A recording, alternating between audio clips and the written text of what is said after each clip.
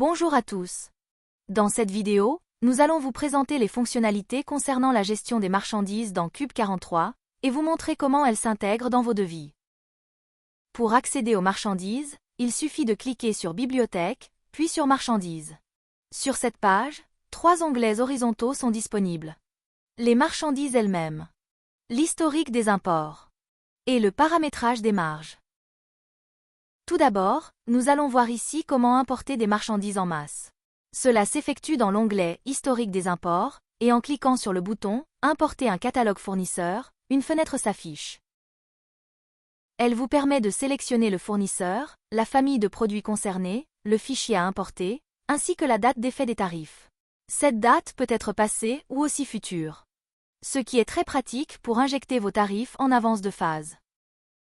Concrètement, puisque les prix d'achat sont historisés, le bon prix d'achat sera automatiquement sélectionné en fonction de la date du devis. Pour cette démonstration, nous utiliserons un fichier contenant des données fictives, prêt à être importé dans l'application. Voici la structure des colonnes à respecter. Colonne A, référence article. B, désignation. C, unité. Indiquez le code de l'unité, par exemple U. D, prix d'achat communiqué par le fournisseur. E et F, autre gamme de tarification, non utilisée dans cet exemple. G, descriptif détaillé de l'article. H, second descriptif, avec la valeur default. I, montant de l'éco-participation. J, coefficient de marge à appliquer. K, prix de vente conseillé par le fournisseur. Remarque, il est possible de renseigner le coefficient de marge ou le prix de vente conseillé. Si les deux sont renseignés, c'est le coefficient de marge qui sera utilisé pour calculer le prix de vente final. Retour à la fenêtre d'import.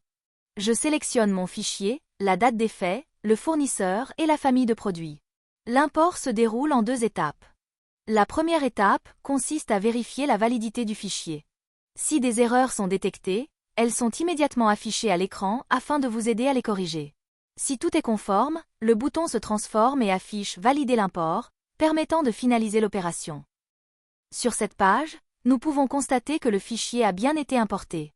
La ligne affichée reprend les informations principales en colonne, le fournisseur concerné, la famille de produits, la date d'effet, le nom du fichier, ainsi que le nombre d'articles importés. On retrouve également l'horodatage de l'opération et la possibilité de télécharger à nouveau le fichier afin de le réutiliser ou de l'archiver si nécessaire. Dirigeons-nous maintenant vers l'onglet Marchandises afin d'observer le résultat de l'import. Nous constatons que 50 lignes de marchandises ont été créées. Chaque ligne représente un article avec les informations suivantes. La référence de l'article, le fournisseur associé, la famille de produits, le libellé, le prix d'achat unitaire. Et enfin, le bouton Visualiser, qui permet d'accéder à la fiche article détaillée. La fiche article présente plusieurs onglets. Synthèse. Évolution des tarifs. Utilisation dans les documents de vente. Et utilisation dans les documents d'achat. Dans l'onglet Synthèse, nous retrouvons l'ensemble des informations qui ont été importées, la référence article, le libellé, le fournisseur, la famille, le prix d'achat, le coefficient de marge. Nous retrouvons également le descriptif textuel. Plusieurs actions sont disponibles, dupliquer, désactiver et supprimer. Et dans la zone en bas à droite, les informations d'horodatage de création. Nous allons voir maintenant comment une marchandise est utilisée dans les devis. Dans l'onglet Construire, nous cliquons sur Ajouter une marchandise. Nous sélectionnons ensuite le fournisseur et si nécessaire, la famille de produits afin de filtrer les articles disponibles. Il suffit alors de choisir l'article souhaité dans la liste. À ce moment-là, plusieurs informations s'affichent automatiquement. Le prix d'achat, le coefficient de marge et le prix de vente unitaire calculé. Il est possible d'ajuster ces valeurs si besoin, puis d'indiquer la quantité souhaitée. Enfin, il ne reste plus qu'à cliquer sur Enregistrer pour ajouter la marchandise au devis. Nous pouvons à présent vérifier le résultat directement sur le PDF généré.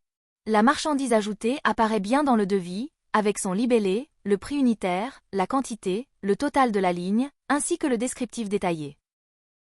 L'onglet Marchandises liste l'ensemble des marchandises à approvisionner, présentées sous forme aplatie.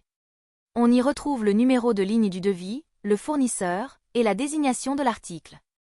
Il est possible de trier par numéro de ligne de devis ou par fournisseur pour constater les marchandises à commander par fournisseur.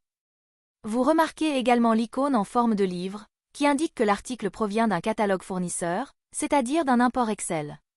A contrario, l'article avait été créé manuellement, cette icône n'apparaîtrait pas. Enfin, sont affichées la quantité et l'unité, afin de faciliter la préparation de la commande. Dans les informations d'en-tête du devis, nous pouvons constater la répartition du montant du devis entre les prestations et les marchandises. La marge brute est indiquée entre parenthèses. Cela permet d'avoir une lecture immédiate et précise de la structure du total. Et pour terminer sur le devis, dans l'onglet Informations marge, nous retrouvons le détail des dépenses, réparties entre prestations ou main-d'œuvre, marchandises et sous-traitance. Cette vue présente également le calcul du coefficient de marge et du taux de marque global sur le devis, offrant une vision claire de la rentabilité. Focus sur la façon dont le coefficient de marge peut être calculé. Retournons dans Bibliothèque, Marchandises, puis on clique sur l'onglet Paramétrage des coefficients de marge. Il existe 3 niveaux de paramétrage possibles pour les coefficients de marge. Globalement, par fournisseur et par famille, unitairement, c'est-à-dire au niveau de l'article. Nous avons vu qu'il est possible de définir un coefficient de marge directement sur un article. Si cette information n'est pas renseignée au niveau article, le système utilise automatiquement le coefficient défini par fournisseur et par famille. Et si celui-ci n'est toujours pas disponible, alors c'est le coefficient global qui est appliqué. Merci pour votre attention. Nous espérons que cette présentation vous a permis de découvrir en détail les fonctionnalités liées à la gestion des marchandises. N'hésitez pas à nous contacter si vous avez des questions ou si vous souhaitez être accompagné dans la mise en œuvre.